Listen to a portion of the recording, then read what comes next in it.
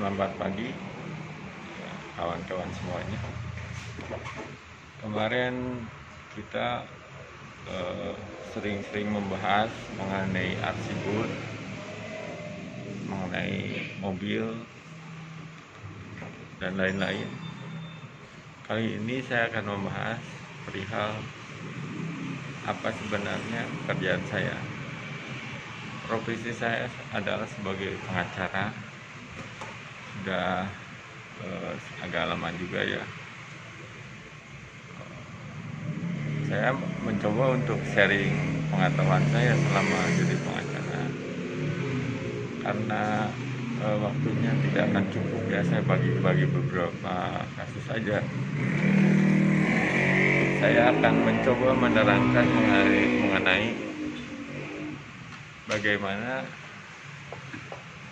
proses perceraian apabila menggunakan jasa pengacara. Nah, sejak orang itu misalnya dinyatakan untuk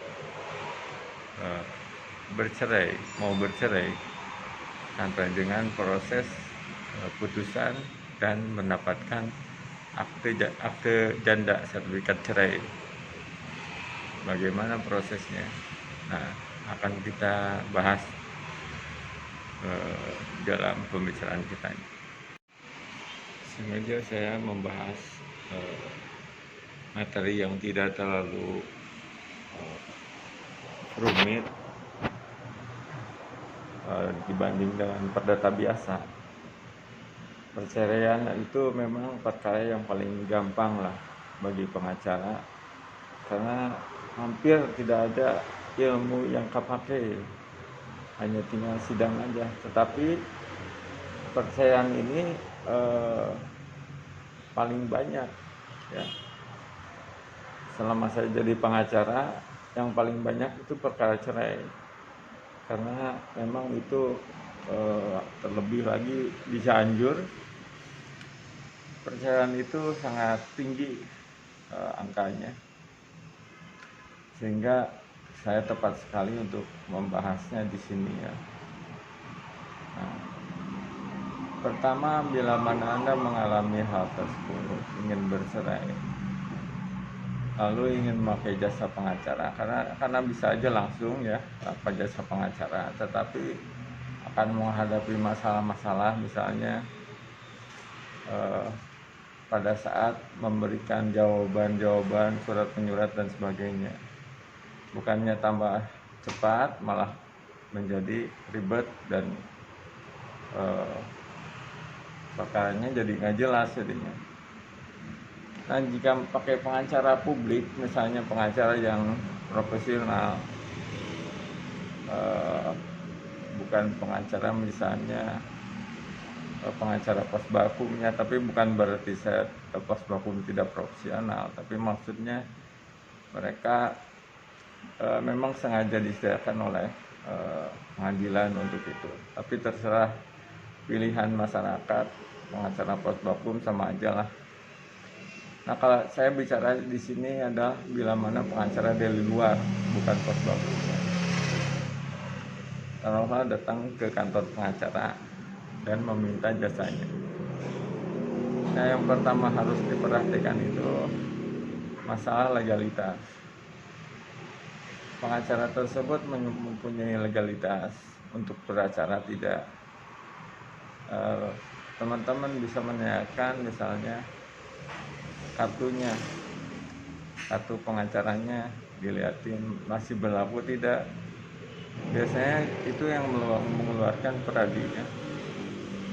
Saya enggak membahas organisasi yang lain karena saya di Peradi, jadi yang ngebahas Peradi aja. Tanyakan dulu kartu Peradinya dan berlaku tidak gitu. Apabila semua sudah Anda mengetahui bahwa legalitasnya sah, barulah tekan kontrak, membuat surat kuasa khusus surat kuasa khusus untuk bercerai di pengadilan agama. Misalnya Anda memberikan kuasa kepada pengacara tersebut harus dituliskan secara rinci gitu. Itu disebut kontrak ya, atau surat kuasa khusus. Nah, dari situlah ada gambaran apa tugas-tugas dari pengacara yang disini. Apakah dia mendapatkan tugas dari kliennya tersebut untuk menuntaskan perkaranya, dicantumkan di situ. Lalu setelah surat kuasa selesai, ada baiknya Anda menceritakan secara tertulis, dan ini disebut dengan kronologi singkat dari perkara yang perkara kliennya tersebut. Misalnya awal pertama pernikahan dan sebagainya lancar hingga terjadi percekcokan dan sebagainya. Lalu sudah pisah rumah, terus untuk memutuskan untuk bercerai ada pihak ketiga dan sebagainya, atau penganiayaan misalnya, diuraikan di situ, lalu ditulis dalam kronologis. Nah, kalau pengacara yang baik itu begitu, menulis dalam surat kronologis, sehingga bila terjadi apa-apa si klien itu tidak menyimpang, maksudnya tidak menyangkal, karena ada kronologis yang ditandatangani oleh klien tersebut. Ya, kan ini akan diajukan ke pengadilan. Jadi kalau sesuatu dibantah, bagaimana pengacara tersebut bisa mengelak? Tetapi dengan tertulis begini, saya kira jadi jelas semuanya. Ya, itu mengenai surat kuasa dan surat kronologisnya yang ditandatangani oleh klien. Nah, setelah itu buatlah sepakatan, atau bisa juga sebelumnya sepakatan sebelum bikin surat kuasa ya, karena kalau tidak sepakat dulu secara lisan sebaiknya jangan. Termasuk diantaranya sepakatan biaya. Perlu diketahui ya bahwa pengacara itu tidak boleh menolak masyarakat yang sedang mencari keadilan dengan alasan ekonomi. Artinya orang miskin sekalipun kalau datang ke pengacara dan dia mempunyai masalah, itu sebenarnya harus dibantu. Ya, ada yang itu di dalam kode etik dituliskan ya secara jelas ya. Ada yang dapat ditolak oleh pengacara hanya apabila satu, pengacara tersebut kurang mengetahui atau tidak menguasai perkara tersebut. Kedua, apabila perkara tersebut memiliki konflik dengan pengacara, konflik kepentingan. Misalnya begini, dia harus menggugat si A, sementara si A itulah kakaknya misalnya, atau pamannya. Pengacara tersebut boleh menolak, saya keberatan, tidak bisa menangani perkara saudara, silahkan cari pengacara yang lain. Nah, itu boleh menolak. Tetapi apabila alasan ekonomi, misalnya, wah saya kelihatan tidak bonafid kliennya, lalu ditolak, nah itu tidak boleh. Itu melanggar kode etik dan bisa dilaporkan. Pengacara seperti itu bisa dilaporkan ke organisasi advokat.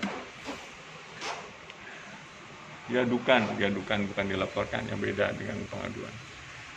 Nah, itu sampai di situ dulu. Nanti dilanjut yang lainnya.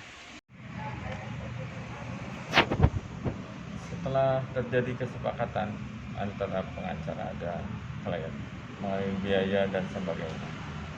Oh iya, mengenai biaya juga akan saya bahas. Biaya ke pengacara itu sebetulnya relatif ya. Bisa 2 juta, bisa 5 juta, bisa juga gratis. atau bisa juga 40 juta. Kalau di Jakarta itu untuk kalangan kelas-kelas high class gitu ya, mereka memasang tarif 40 juta. Ya wajar-wajar aja sih kalau sampai 40. Tetapi apabila biaya sampai ratusan juta untuk perserian misalnya, itu saya rasa ya berlebihan lah, terlalu gitu. Karena ya tapi sebetulnya itu kalau klien tidak keberatan ya nggak masalah ya. Nah itu mengenai biayanya, jadi relatif ya, saya bilang itu dari awal. Nah setelah semua beres, pengacara dengan berbekal surat kuasa,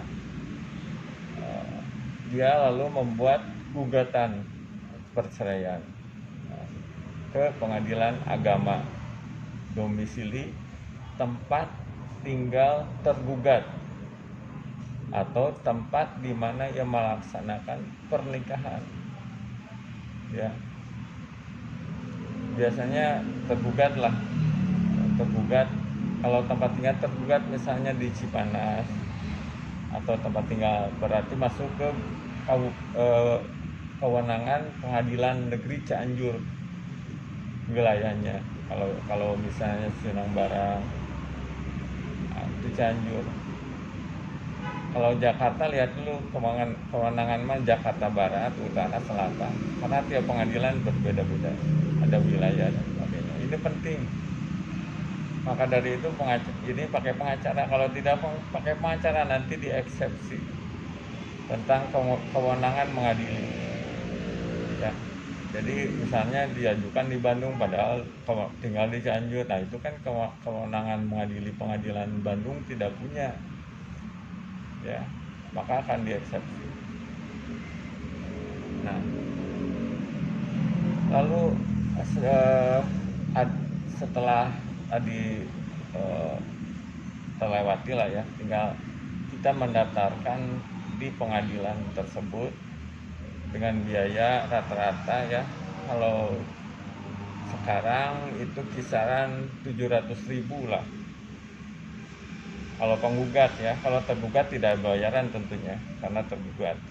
Ini kalau kita yang menggugat sekitar 700-800 biasanya ya, emang segitu sudah ditentukan, kecuali ada misalnya orang yang digugatnya tinggal di wilayah yang berbeda, misalnya di Jakarta, yang tergugatnya di Bandung, tentu ada biaya ekspedisi namanya. Jadi biaya untuk mengantar surat. Jadi kalau misalnya di Bandung, nanti pengadilan Bandung yang memanggil, bukan pengadilan Jakarta. Tetapi tetap nanti apa-apanya itu di tempat gugatan tersebut didaftarkan. Setelah itu, setelah didaftarkan nanti ada panggilan untuk sidang atau rilis panggilan kepada tergugat maupun penggugat. Kepada penggugat, apabila pakai pengacara, maka akan dialamatkan ke pengacara.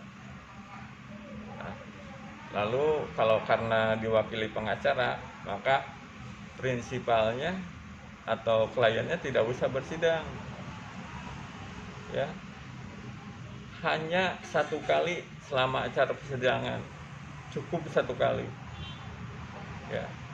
Apabila mau bersidang saya sih boleh-boleh saja, tetapi ya namanya udah pakai pengacara, seharusnya pengacara yang sidang, jadi tidak usah bersidang, cukup satu kali aja, yaitu dalam acara mediasi. Karena sebetulnya mediasi tidak bisa diwakilkan, dia harus datang sendiri. Kalau tidak datang sama sekali ke pengadilan, maka akan terkena peraturan MA, di mana di dalam surat edaran tersebut prinsipal itu wajib untuk hadir 1 kali dalam persidangan, wajib, karena untuk menghindari juga misalnya ada pengacara nakal di mana sebetulnya klien itu hanya fiktif ya. Mungkin hakim untuk mencegah hal ini, jadi diadakan 1 kali lah, diwajibkan 1 kali saja. Nah, setelah dites panggilan dan ditentukan jadwal sidang, misalnya 2 minggu kemudian, biasanya 2 minggu ya, 2 minggu kemudian akan sidang. Itu sidang pertama. Sidang pertama acaranya pemeriksaan pihak, diperiksa pihaknya.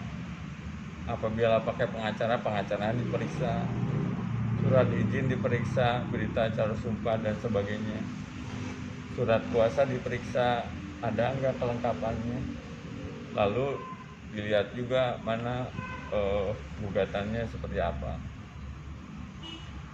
Lalu dari pihak penggugat itu ya, penggugat, lalu pihak tergugat juga diperiksa apakah penggugatan, apakah betul orang tersebut adalah yang mewakili daripada tergugat, misalnya dia pakai pengacara atau datang sendiri langsung. Semuanya KTP-nya diperiksa, kalau datang sendiri, kalau diwakili tentu 1 advokatnya diperiksa dan sebagainya. Nah, setelah sidang pertama, maka hakim apabila semua sudah lengkap, apabila tidak lengkap akan dipanggil minggu depannya lagi. Apabila sudah lengkap, biasanya tergugat itu lama sih, kadang-kadang 2 kali sidang baru datang. Maka akan ditentukan lagi jadwal, apabila sudah lengkap, jadwal untuk mediasi. Jadi pada dasarnya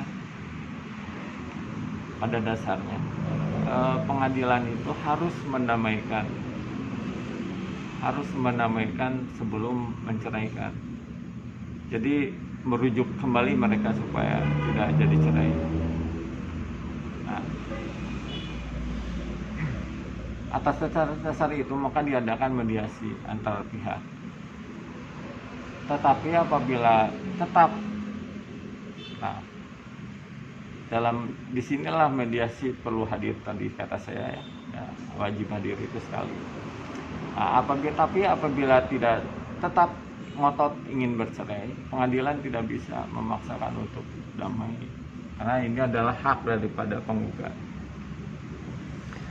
Nah, berarti kan mediasi gagal ya, dilanjut ke pokok perkara.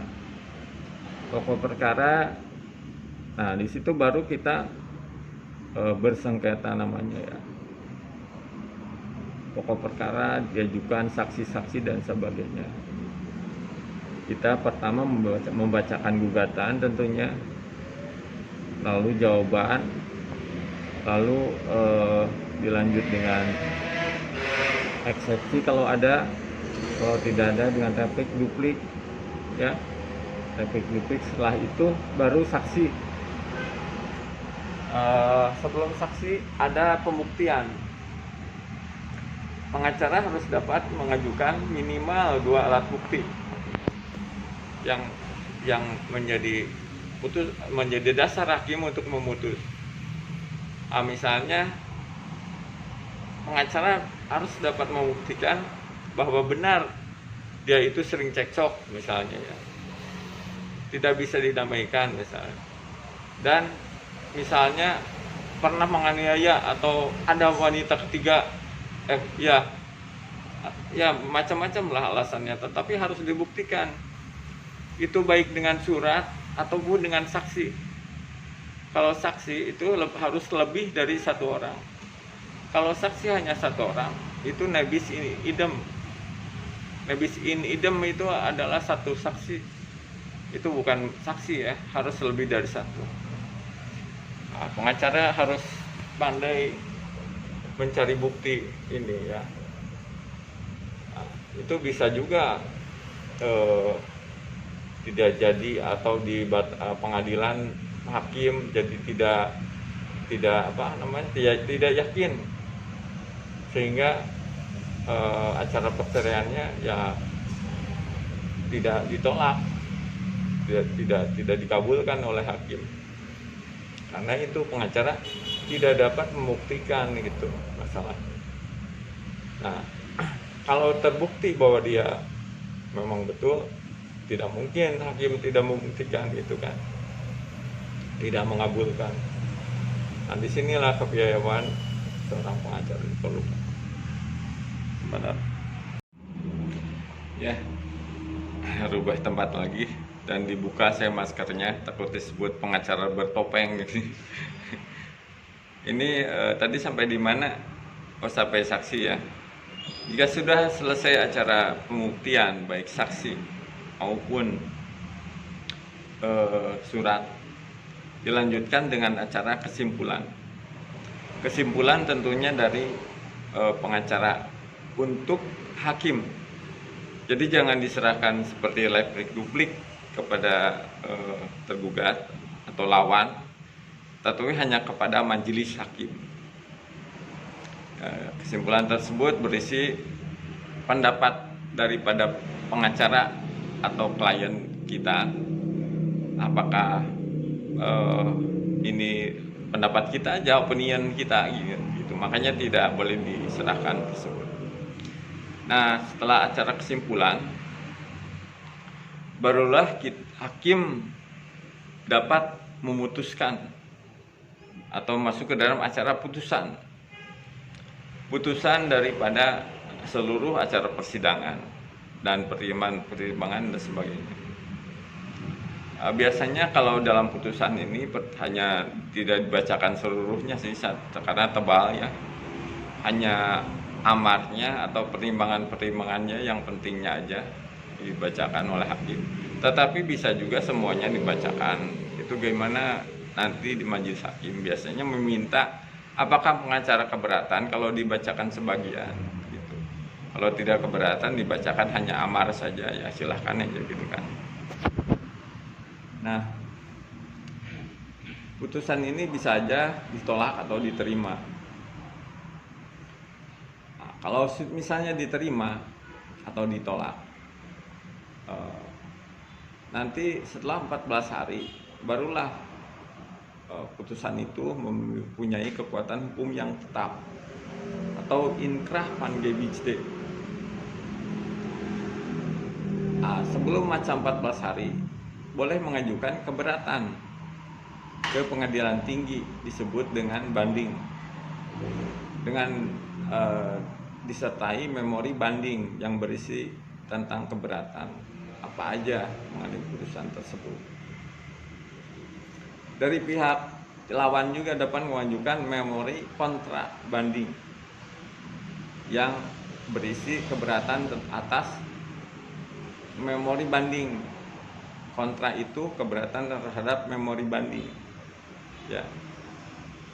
Nah, bukan terhadap putusan. Kalau memori banding terhadap putusan,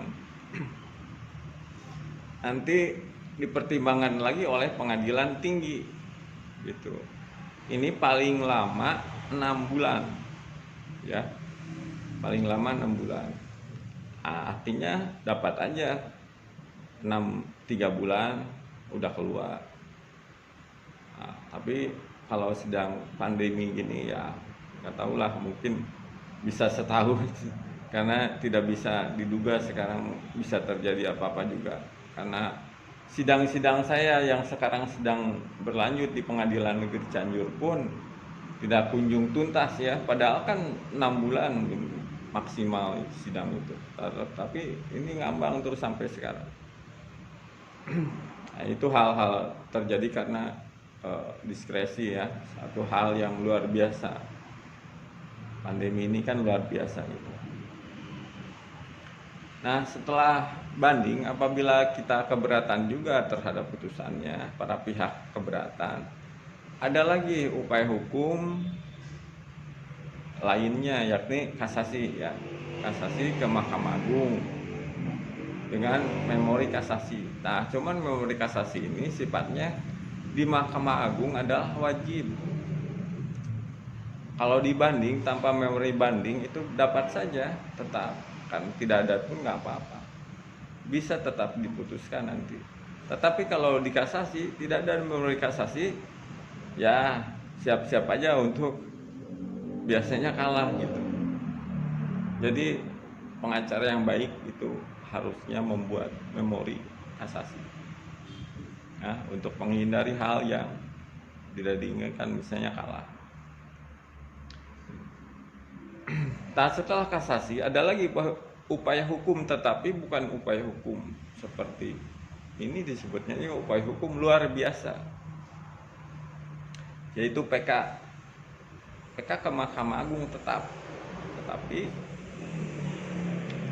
di dalam PK ini harus ada bukti baru, tidak boleh bukti yang lama, harus ada novum baru, ya. Bukti yang lama tidak boleh diminta dipertimbangkan lagi, harus ada. Nah, setelah PK ini sudah tidak ada upaya hukum lagi, final. Ya, sebetulnya upaya hukum itu sampai Mahkamah Agung, MA aja, sampai kasasi. Kalau PK itu sebetulnya sudah di luar sebetulnya, maka disebut luar biasa. Nah, dan juga kalau eksekusi terjadi sampai Mahkamah Agung aja, sampai kasasi aja.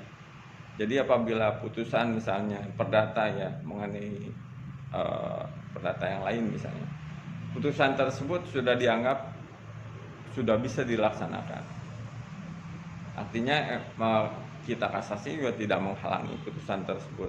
Misalnya eksekusi terhadap rumah, ya, itu bisa dilaksanakan meskipun ada PK, ya.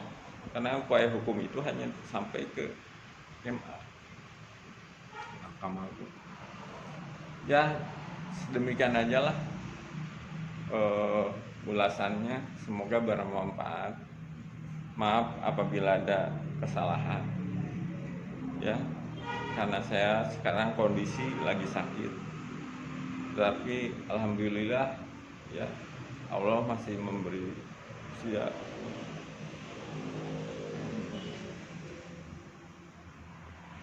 Ya, terima kasih.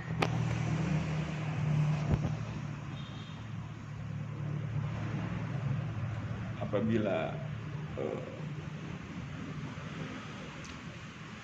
sekarang saya